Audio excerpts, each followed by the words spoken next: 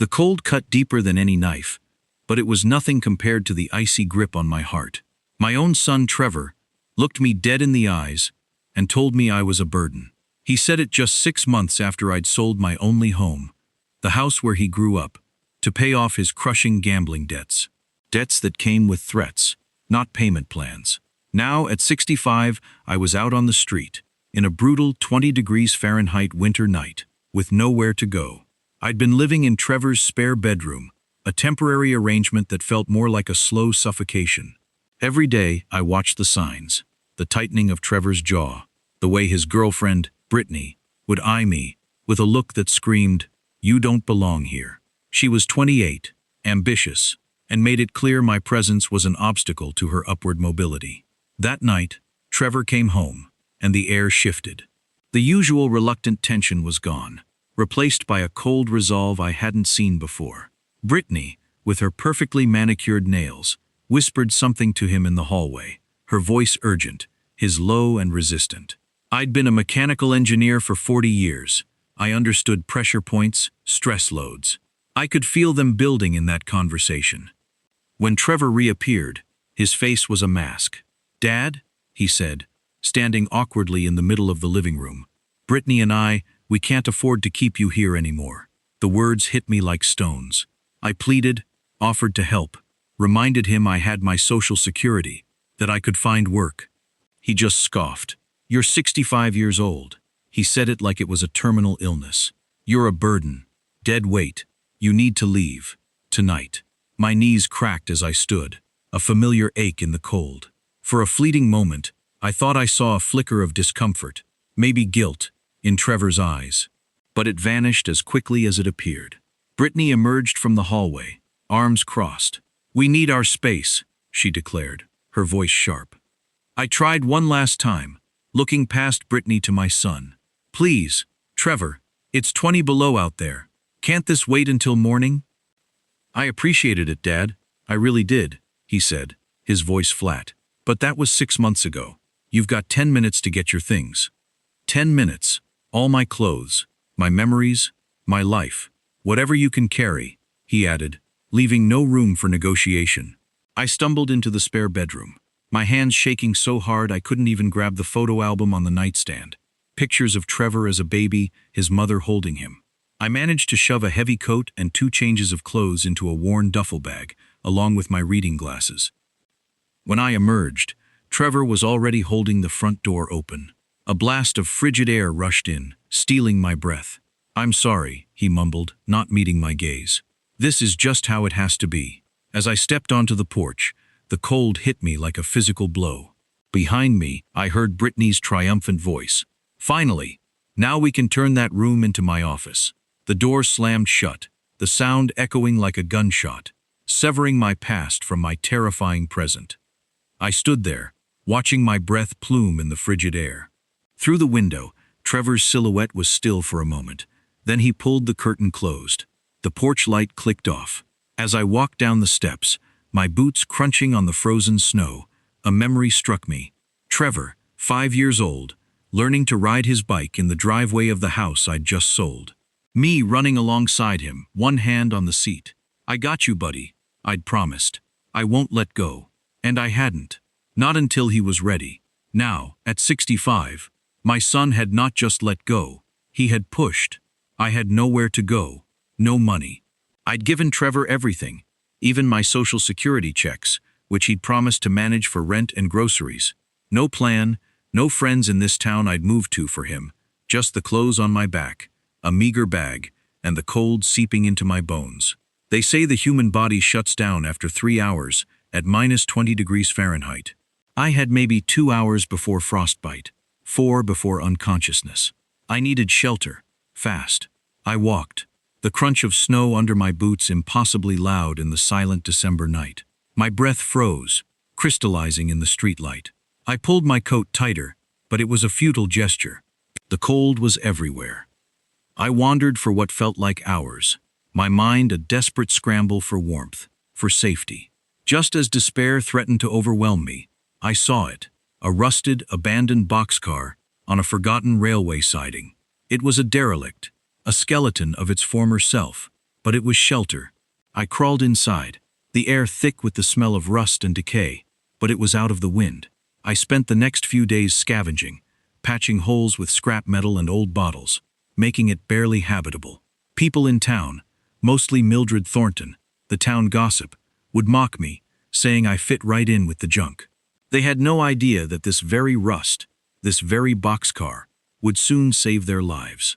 My dog, Rusty, a stray I'd found shivering by the tracks, became my only companion. He was a scruffy, loyal creature who seemed to understand my silent pain. Together, we made the boxcar a home. I found an old wood stove, a discarded pipe, and soon a thin wisp of smoke curled from the boxcar's roof, a defiant signal of life. But warmth wasn't enough. I needed work. I spent days walking through town, knocking on doors, offering my skills. Help wanted signs seemed to vanish the moment I approached. The hardware store owner, Edgar, lied about a position being filled. The diner manager dismissed me as too old. Even the gas station owner waved me off before I could speak. Being invisible was lonely, but being visible and ignored was a special kind of torture. The taunts started. "Hey, Boxcar Bob," Bobby Thornton, Mildred's son, a shiftless young man who never held a job, would yell from the town square. "My dad says you must have done something really bad for your own kid to throw you out like that." Their laughter followed me for blocks. Even Reverend Clark, with his pitying voice, suggested my hardship was God's way of teaching humility. I just looked at him, in his warm coat, and said, "I examine that every night, Reverend. In the cold, I examine it plenty." On the seventh day, exhausted and defeated, I found myself walking past Trevor's house. I didn't mean to stop, but the lights, the smoke from the chimney, the warmth, it was everything I used to have. I saw movement inside, a shadow crossing the window. Trevor, our eyes met through the glass. For a single second, I thought, I don't know what I thought. Maybe he'd come out, acknowledge me. Instead, his face hardened. He pulled the curtain shut, just like he'd closed me out of his life. Then, Brittany's face appeared in another window. She looked at me, right at me, and smiled. A cruel, triumphant smile. She turned away, laughing. I could almost hear her words. That night, a blizzard hit. The kind of storm that paralyzes everything, burying the town in feet of snow, knocking out power, and dropping temperatures to dangerous lows. The boxcar, my makeshift home, became a beacon. People, desperate for warmth and shelter, started to arrive. First, Chester, a kind old man who'd offered me odd jobs. Then others, families, children, all seeking refuge from the deadly cold. My engineering skills, honed over decades, kicked in. I rigged a generator, found discarded pipes to create a makeshift heating system, and used my scavenged supplies to make the boxcar a safe haven. The very junk people had mocked me for collecting became their salvation. We melted snow for water, shared what little food we had, and huddled together for warmth. Then, a frantic knock. It was Bobby Thornton, the one who'd called me Boxcar Bob. His mother, Mildred, was trapped in their house, suffering from hypothermia. The roads were impassable. No one could reach her. "I'll go," I said. It was a foolish risk, but I couldn't let anyone die, not even the woman who'd spread vicious rumors about me. With Chester's help, I fashioned makeshift snowshoes and set out into the raging blizzard. The wind howled, snow blinded me, but I pushed on, guided by a sense of purpose I hadn't felt in months. I reached Mildred's house, barely conscious, and managed to get her out. The journey back was a blur of exhaustion and adrenaline. When we finally stumbled into the boxcar, Mildred was barely clinging to life. I used my knowledge of first aid, learned during my time in the military, to stabilize her. As she slowly regained consciousness, she looked at me, her eyes wide with shock and a dawning understanding. You saved me," she whispered. The blizzard raged for 3 days. The boxcar, my humble, rusted sanctuary, became the heart of the community. People who had once scorned me now looked at me with respect, gratitude. They saw not a burden, but a leader, a survivor, a man who had built something from nothing. When the storm finally broke, the town was a changed place. The boxcar was no longer just a boxcar, it was a symbol of resilience, of community. And I was no longer Boxcar Bob. I was Edgar, the man who had saved them all. Months later, a letter arrived, a court summons. Trevor was suing me for emotional distress and unpaid rent from my time in his spare room. It was Brittany's doing, I knew. She wanted to erase me completely. The courtroom was packed. Mildred Thornton, now fully recovered, stood up and spoke, her voice clear and strong. She recounted how I had saved her life, how I had sheltered the town. Others followed, sharing stories of my kindness, my ingenuity, my unwavering spirit. The judge, a stern but fair woman, listened intently. When it was Trevor's turn, he stood, looking small and uncomfortable. He tried to paint me as a freeloading father, but his words rang hollow against the chorus of support for me. The judge dismissed his case, not only ruling in my favor, but also ordering Trevor to return all the Social Security checks he had managed for me. As I walked out, Trevor tried to speak, but I just shook my head. "You taught me what a real man looks like, son," I said, "and it's not you." Spring turned to summer, summer to fall. Letters from Trevor arrived, each with a new address. I stacked them unopened. One evening, Chester asked, "You going to forgive him?" "I don't know," I admitted. "Maybe someday." A week later, there was a knock at my boxcar. Trevor stood there, thinner, humbler, his work clothes worn. Brittany nowhere in sight. "I don't expect forgiveness," he said, his voice raw. "I just want to show you something." He led me to a small shelter, built from recycled materials, insulated with a wood stove. A hand-painted sign read, "Peace House, free shelter for those in need." Inside, a homeless man and woman ate soup, warm and safe. "I've been building this for 3 months," Trevor said softly, "learning from you, trying to help people who need it." My throat tightened. "You built this," I said, my voice thick with emotion. "You taught me." We sat on the steps, the setting sun casting long shadows. "You hurt me deeply," I told him. "I know," he replied. "But you're trying. That matters. Can we start again?" "Call me once a week," I said. "We'll start there," he cried, thanking me. I told him I never gave up. I just let him find his way. That evening, Chester said, "That's what heroes do." I returned home, older but unbroken, knowing this boxcar life, built by my own hands, was truly mine. To you listening to this story, remember this: God doesn't always save us the way we expect.